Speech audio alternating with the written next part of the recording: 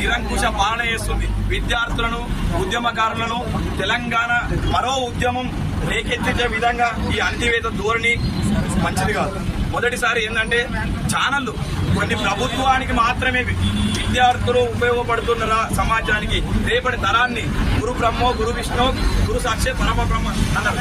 ఇలా మనకు గురువులను మాకు ప్రభుత్వ ఉద్యోగం మీరా నాయన, మేము సమాజానికి మేము మా వంతు సహాయం చేస్తాము, మా వంతు సేవ చేస్తాము. ఈ సమాజంలో విద్యా వ్యవస్థ భ్రష్టు పట్టిపోయింది.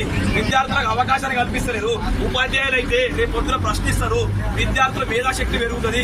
కాబట్టి విద్యార్థులకు, ఉపాధ్యాయులకు ఎలాంటి ప్రయోజనం లేని ప్రభుత్వం నడుస్తుంది ఇప్పుడు.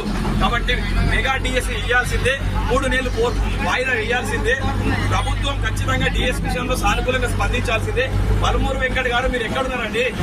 మా పెద్ద దూర పోయింది కానీ చిన్న దూరం నిన్ను నమ్మే కదా మేము ఏ సెంట్రల్ లైబ్రరీ నుంచి మన స్టడీ హాల్ నుంచి స్టడీ